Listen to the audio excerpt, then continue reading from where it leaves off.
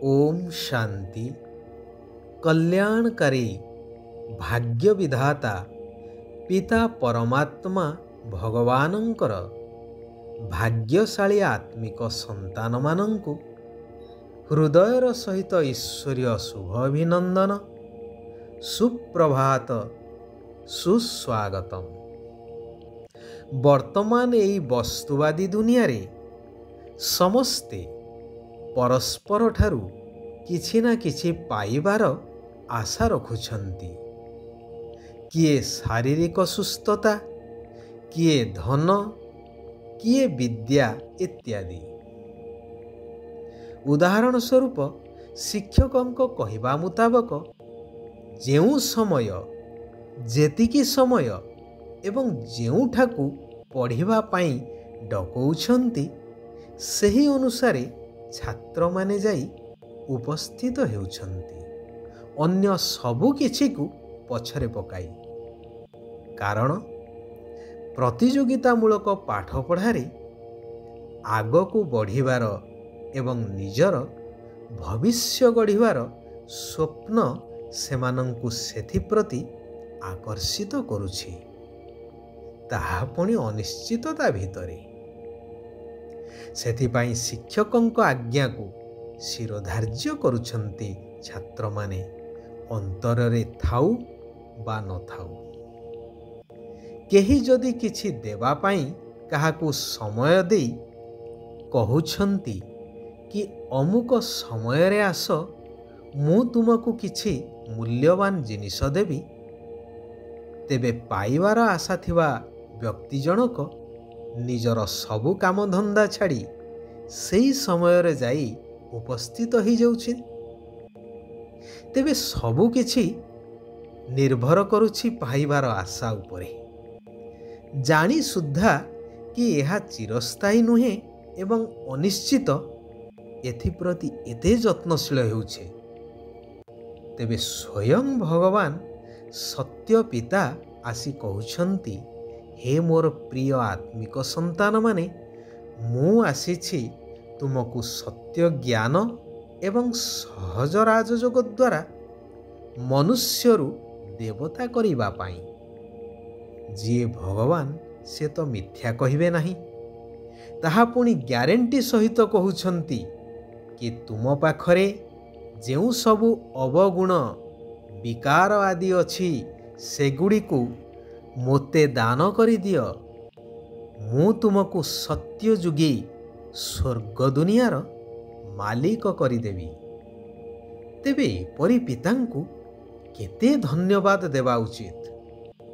ହୃଦୟରୁ ପ୍ରତିକ୍ଷଣରେ ତାଙ୍କ ପ୍ରତି ଧନ୍ୟବାଦ ବାହାରିବା ଦରକାର। ତାଙ୍କ ଶ୍ରୀମତ ବା ଶ୍ରେଷ୍ଠ ମତରେ ଚାଲିବା ଆବଶ୍ୟକ। ସେହି ସତ୍ୟ ପିତାଙ୍କ ସହିତ ସତ୍ୟ ପ୍ରୀତି ବା ସ୍ନେହ ରଖିବା ଦରକାର, ଆଉ କୌଣସି ଦେହଧାରୀ ସହିତ ନୁହେଁ। ଭଗବାନ କହୁଛନ୍ତି, ଯେଉଁ ପିଲାମାନଙ୍କର ଶିବ ପିତାଙ୍କ ସହିତ ସ୍ନେହ ରହିଛି ସେମାନେ କେବଳ ବାବାଙ୍କୁ ହିଁ ମନେ ପକାଇବେ, ତାଙ୍କ ମତରେ ହିଁ ଚାଲିବେ। ମନ, ବଚନ, କର୍ମରେ କାହାକୁ ବି ଦୁଃଖ ଦେବେ ନାହିଁ, କାହା ପ୍ରତି ମଧ୍ୟ ଘୃଣାଭାବ ରଖିବେ ନାହିଁ। ନିଜର ସବୁ ସମାଚାର ବାବାଙ୍କୁ ସଠିକ୍ ଭାବରେ ଦେବେ। କୁସଙ୍ଗଠାରୁ ନିଜକୁ ଦୂରେଇ ରଖିବେ ସଦା ସର୍ବଦା। ଏହି ସଂସାର ଭିତରେ ରହି ମଧ୍ୟ ବୁଦ୍ଧି ଏକ ଶିବପିତାଙ୍କ ସହିତ ରଖିବେ। ନିଜକୁ ଆତ୍ମନିଶ୍ଚୟ କରି ନିମିତ୍ତ ହୋଇ ଶରୀର ଦ୍ୱାରା କର୍ମ କରି ଚାଲିବେ। ନିଶ୍ଚୟତା କାରଣରୁ ଧୈର୍ଯ୍ୟ ମଧ୍ୟ ରହିବ କି ପରମାତ୍ମା ପିତାଙ୍କ ଠାରୁ ମୋତେ ସବୁକିଛି ପ୍ରାପ୍ତ ହେଉଛି। ବୁଦ୍ଧିରେ ଏହା ରହିବ ଯେ ଅଧାକଳ୍ପ ପାଞ୍ଚ ବିକାର ରୂପୀ ମାୟା ରାବଣ ରାଜ୍ୟରେ ମୁଁ ଅନେକ ଦୁଃଖ ଦେଖିଛି। ତେଣୁ ଏକ ପରମାତ୍ମାଙ୍କୁ ବହୁତ ବହୁତ ସ୍ନେହର ସହିତ ୟାଦ କରି ଚାଲିବେ ବା ମନେ ପକାଇ ଚାଲିବେ। ଶିବ ବାବା କହୁଛନ୍ତି, ଏଇ ବିନାଶୀ ଦୁନିଆରେ ବିନାଶୀ ଧନ ପଦପଦବୀ ପ୍ରାପ୍ତ କରିବା ପାଇଁ ମନୁଷ୍ୟ ଶାରୀରିକ ପରିଶ୍ରମ, ମାନସିକ ପରିଶ୍ରମ, ସମୟ ନଷ୍ଟ ଏବଂ ଧନ ଖର୍ଚ୍ଚ କରୁଛନ୍ତି। ତାହା ପୁଣି ଅନିଶ୍ଚିତ, ପ୍ରାପ୍ତ ହୋଇପାରେ ବା ନ ହୋଇପାରେ। ପରନ୍ତୁ ମୁଁ ତୁମଠାରୁ କିଛି ନେଉନାହିଁ। ନା ତୁମେ ପଇସା ଖର୍ଚ୍ଚ କରୁଛ, ନା ଶାରୀରିକ କଷ୍ଟ ହେଉଛି, ନା ସମୟ ନଷ୍ଟ ହେଉଛି।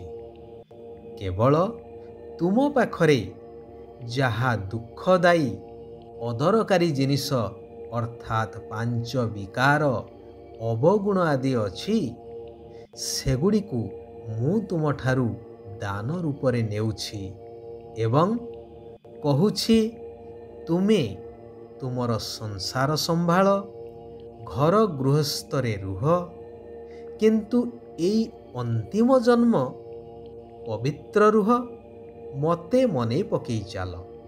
ବାସ୍, ଆଉ କୌଣସି କଷ୍ଟ ଦେଉନାହିଁ। ପୁଣି ଗ୍ୟାରେଣ୍ଟି କରୁଛି ଯେ 21 ଜନ୍ମ ପାଇଁ ତୁମକୁ ସମ୍ପୂର୍ଣ୍ଣ ସୁଖ ଶାନ୍ତିର ସମ୍ପତ୍ତି ପ୍ରଦାନ କରିବି। ଏହି ସୃଷ୍ଟି ନାଟକ ଅନାଦି, ଅବିନାଶୀ, ସତ୍ୟ, ତ୍ରେତୟା, ଦ୍ୱାପର, କଳି ଏହିପରି ଅବିରାମ ଗତିରେ ଘୂରି ଚାଲିଛି। କିଛି ବି ନୂଆ ନୁହେଁ। କଳ୍ପ ପୂର୍ବେ ଯାହା ଘଟି ଯାଇଥିଲା, ଏବେ ତାହାର କେବଳ ପୁନରାବୃତ୍ତି ହେଇ ଚାଲିଛି। ସମସ୍ତେ ନିଜ ନିଜର ଅଭିନୟ କରି ଚାଲିଛନ୍ତି। ତେଣୁ ପ୍ରତ୍ୟେକ ଅଭିନେତାଙ୍କର ଅଭିନୟକୁ ଦେଖି କାହାକୁ ଘୃଣା କରିବା ଉଚିତ ନୁହେଁ। ମନ, ବଚନ ଏବଂ କର୍ମରେ କାହାକୁ ଦୁଃଖ ଦେବା ଉଚିତ ନୁହେଁ କି କାହାଠାରୁ ମଧ୍ୟ ଦୁଃଖ ନେବା ଉଚିତ ନୁହେଁ। ଶିବ ବାବାଙ୍କୁ ନିଜର ସମ୍ପୂର୍ଣ୍ଣ ଚାର୍ଟ ବା ହିସାବ କିତାବର ଖାତା ଦେବା ଉଚିତ। ବିନାଶ କାଳେ ପୁରା ପ୍ରୀତିବୁଦ୍ଧି ହୋଇ ରହିବା ଦରକାର। ଶ୍ରୀମତ ଆଧାରରେ ନିଜର ଚାଲିଚଳଣକୁ ଶ୍ରେଷ୍ଠ କରିବାକୁ ହେବ। କୁସଙ୍ଗଠାରୁ ନିଜକୁ ସର୍ବଦା ଦୂରେଇ ରଖିବାକୁ ପଡ଼ିବ। ବାବା କହୁଛନ୍ତି, ସୂକ୍ଷ୍ମ ପାପଗୁଡ଼ିକରୁ ମୁକ୍ତ ହୋଇ ସମ୍ପୂର୍ଣ୍ଣ ସ୍ଥିତିକୁ ପ୍ରାପ୍ତ କରୁଥିବା ସିଦ୍ଧି ସ୍ୱରୂପ ଆତ୍ମା ହୁଅ। ବହୁତ ସନ୍ତାନମାନେ ବର୍ତ୍ତମାନ ସମୟରେ କର୍ମର ଗତିର ଜ୍ଞାନରେ ବହୁତ ବେପରୁଆ ହେଇଯାଉଛନ୍ତି। ସେଥିପାଇଁ ଛୋଟ ଛୋଟ ପାପ ସବୁ ହେବାରେ ଲାଗିଛି। କର୍ମ ଦର୍ଶନର ସିଦ୍ଧାନ୍ତ ହେଉଛି, ଯଦି ତୁମେ କାହାର ନିନ୍ଦା କରୁଛ ବା କାହାର ଭୁଲକୁ ଚାରିଆଡ଼େ ପ୍ରଚାର କରୁଛ, କାହାର ହଁରେ ହଁ ମିଶଉଛ, ତେବେ ତାହା ଦ୍ୱାରା ମଧ୍ୟ ପାପର ଭାଗୀଦାରୀ ହେଉଛ। ତୁମେ କାହାର ଗ୍ଲାନି ଯଦି କରିବ, ତେବେ ସେ ମଧ୍ୟ ତୁମର ଗ୍ଲାନି କରିବ। କୁହାଯାଏ ନା, every action there is an equal and opposite reaction. ତେଣୁ କର୍ମର ସୂକ୍ଷ୍ମ ଗତିକୁ ଜାଣି ପାପଗୁଡ଼ିକରୁ ମୁକ୍ତ ହୋଇ ସିଦ୍ଧି ସ୍ୱରୂପ ହୁଅ।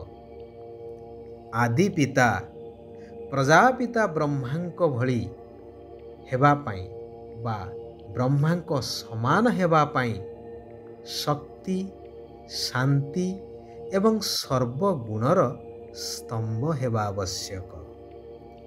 ଆଚ୍ଛା, ଆଜି ପାଇଁ ଏଇଠାରେ ଆମେମାନେ ବିରାମ ନେବା।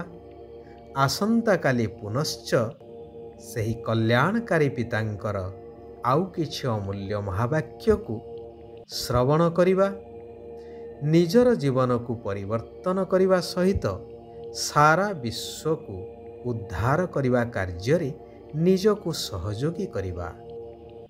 ଓମ୍ ଶାନ୍ତି, ଓମ୍ ଶାନ୍ତି, ଓମ୍ ଶାନ୍ତି।